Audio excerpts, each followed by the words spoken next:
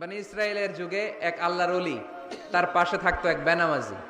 ঘর থেকে বেরোইলে বেনামাজিরে দেখলে বলতো, এই জাহান্নামী। বিকেলবেলায় ঘরে আসার সময়, কিরে জাহান্নামী। আবার দেখা হইলে, এই তুই তো জাহান্নামী। খালি ডাক দিত জাহান্নামী বলে। কিয়ামতের দিন আল্লাহর ওলিরে আল্লাহ ডাকবে। আল্লাহ ডেকে বলবে, এই তুমি যে এরা জাহান্নামী বলে ডাক দিছো, কে জাহান্নামে যাবে আর কে জান্নাতে যাবে, এই ডিলারশিপকে আমি দুনিয়ায় তোমারে দিছিলাম, তো তুমি ওরে জাহান্নামী কেন বললা? ও নামাজ পড়ে নাই, ও আমারে ডাকতে পারে নাই, কিন্তু তোর মতো বেয়াদবি করে নাই। চিল্লায় বলেন ঠিক কিনা? আজকে ওরে আমি জান্নাতে দেব, তোরে জাহান্নামে দেব। খবরদার, কাউরে জাহান্নামী বলার আগে 1000 বার ভেবে নেবেন। কে জান্নাতে কে জাহান্নামে কেউ জানে না, একজন ছাড়া, তিনি কে?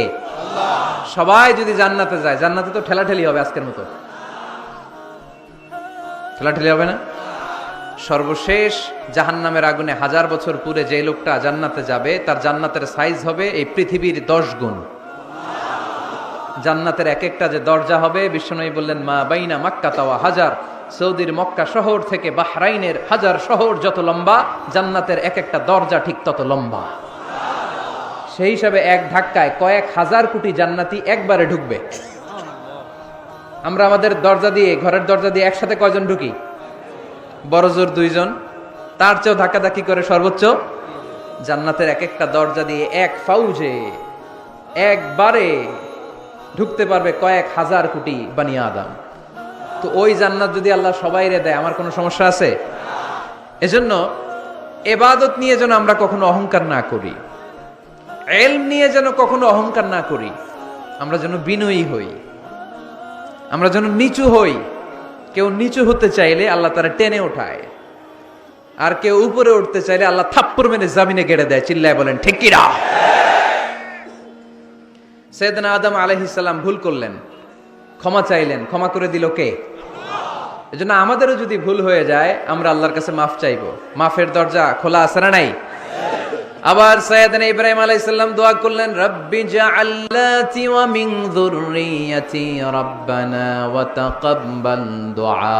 আল্লাহ, আপনি আমার নামাজ কায়েমকারী বানান, আমার কলিজার টুকরা ইসমাইলকেও আমার সাথে নামাজ কায়েমকারী বানান, আমার দোয়াটা আপনি কবুল করে নেন। সালাতে কায়েম করো, হো সালাতে কায়েম করো, হবে সম্মানী তুমি, হবে জান্নাতি তুমি, হবে সম্মানী তুমি, হবে জান্নাতি তুমি। ঠিক কি না? দিবে কাল হাসরে শীতল ছায়া, আরশে আজিম, রব্বিয়াল আলা, রব্বিয়াল আযীম, রব্বিয়াল আলা, রব্বিয়াল আযীম। সুবহানাল্লাহ পড়েন। এরপরে কোনো বিপদে যদি পড়ে যাই, কোনো আপদ মুসিবতে যদি পড়ে যাই, কি দোয়া করতে হবে? সাইয়েদনা ইউনূস আলাইহিস সালামের ওই দোয়াটাও আল্লাহর কোরআনে আছে না নাই? লা ইলাহা ইল্লা আনতা সুবহানাকা ইন্নী কুনতু মিনাজ জালিমিন। সবাই পড়েন, লা ইলাহা ইল্লা আনতা সুবহানাকা ইন্নী কুনতু মিনাজ জালিমিন। লা ইলাহা ইল্লা আনত, আপনি ছাড়া কোনো ইলাহ নাই, সুবহানাক, আপনি পবিত্র, ইন্নী কুনতু মিনাজ জালিমিন, আল্লাহ আমি জুলুম করেছি, ভুল করেছি, অন্যায় করেছি, আপনি ছাড়া বাঁচানোর কেউ নাই। ঠিক কি না? আল্লাহ ছাড়া বাঁচানোর কেউ আছে? তরানোর কেউ আছে? আমি ছাড়া আল্লাহর আরো গোলাম আছে না নাই? আমি ছাড়া, আমি তো আল্লাহর বান্দা, আমি ছাড়া আল্লাহর আরো বান্দা আছে না নাই? কিন্তু আল্লাহ ছাড়া আমার দ্বিতীয় কোনো রব আছে? দোয়া এটা বলবেন, আল্লাহ আমি ছাড়া তোমার গোলামের অভাব নাই, আমি ছাড়া তোমার বান্দা বান্দির অভাব নাই, কিন্তু তুমি ছাড়া আমার কেউ নাই, তুমি ছাড়া আমারে ক্ষমা করার বাঁচানোর কেউ নাই। এজন্য বিপদে পড়লেই একটা নাম নিতে হয়, তিনি কে? লা ইলাহা ইল্লা আনতা সুবহানাকা ইন্নী কুনতু মিনাজ জালিমিন। এটা বিপদে পড়ার দোয়া। বিপদে পড়লে এই দোয়া পড়বেন। মুক্ত করবে কে? মাছের পেট থেকে সাইয়েদনা ইউনূস আলাইহিস সালামকে বাঁচালেন কে? আমাদের দেশে এটা শুধু ওই যে বজ্রপাত পড়লে পড়ে, তাই না? কি কয়? ঠেড়া, ঠাড়া, ঠাটা, বজ্রপাত শুদ্ধ বাংলায়।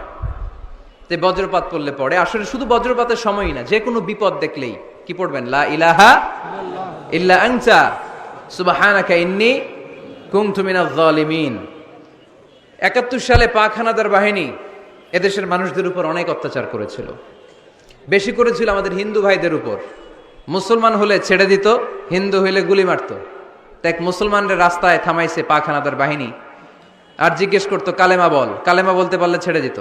মাথার মধ্যে বন্দুক ঠেকায় একজনের বলে সালে কালেমা বাতা, মুসলিম আর হিন্দু, আমি মুসলমান, সালে কালেমা বাতা, তাহলে কালেমা বল। তো এই বেটায় ভয়ে পড়া আরম্ভ করছে, লা ইলাহা ইল্লা আনতা সুবহানাকা ইন্নী কুনতু মিনাজ জালিমিন। পাকিস্তানি রেগে গিয়ে বলে সালে ইয়ে তো মুসিবত কা কালেমা হ্যায়, এটা তো মুসিবতে পড়লে পড়ে। বাঙালি কয় হাম তো বি মুসিবত মে হ্যাঁ, আমিও তো মুসিবতেই আছি। তুমি বন্দুক ধরে কালেমা জিজ্ঞাসা করো, আমার হুশ আছে? আমি বেহুশ, আমি ডরে কি পড়তেছি আমি নিজেও জানি না। তো এটা হচ্ছে মুসিবত কা কালিমা। বিপদে পড়লে যদি পড়েন, বিপদ থেকে উদ্ধার করবে কে? অনেকের মুখে কথা আটকে যায়, তোতলামি হয়, মামলিং হয়, হৃদয়ে ভয় হয়, দোয়া আছে না নাই? সাইয়েদনা মুসা আলাইহিস সালাম বললেন, রাব্বি শরহ লি সাদরি ওয়ায়াসসির লি আমরি ওয়াহলুল উকদাতাম মিন লিসানি ইয়াফকাহু কওলি। সুবহানাল্লাহ পড়েন। ও আল্লাহ, আমার হৃদয়টারে উন্মুক্ত করে দাও, আমার কার্যক্রম দাওয়াতি কাজগুলোরে তুমি আল্লাহ সহজ করে দাও। কথা বলতে গেলে আমার মুখের মধ্যে কথা আটকে যায়, আমার কথাগুলোরে তুমি স্পষ্ট করে দাও। আওয়াজ করে পড়তে হবে আমিন। এই সুন্দর সুন্দর দোয়াগুলো আমরা আল্লাহর কাছে করব, রাজি আছেন? কোরআন থেকে নেয়া আরবি দোয়াগুলো অনেক কম্প্রিহেন্সিভ, অনেক সুন্দর। আপনি বাংলায় 1000টা বাক্য বললেও আল্লাহর শিখানো একটা বাক্য দিয়ে যদি দোয়া করেন, এর চেয়ে শ্রেষ্ঠ বাক্য হতে পারে? দেখেন কত কম্প্রিহেন্সিভ। আল্লাহ শিখাই দিলেন, পড়ো রব্বানা আতিনা ফিদ দুনিয়া হাসানা ওয়া ফিল আখিরাতি হাসানা ওয়া কিনা আযাবান নার। আল্লাহ, তুমি এই দুনিয়ার সব কল্যাণ আমারে দাও, আখিরাতের সব কল্যাণ আমারে দাও, আগুনের শাস্তি থেকে আমারে বাঁচিয়ে দাও। পড়েন আমিন। তো আপনি দুনিয়ার সব কল্যাণ নিলেন, আখেরাতেরও নিলেন, গাছেরটাও খাইলেন, তলারটাও কুড়াইলেন, রাখলেন কি? সবই তো চাইছেন। এই দোয়াটার মধ্যে দুনিয়ার কোনো দোয়া বাকি আছে? কথা বলেন।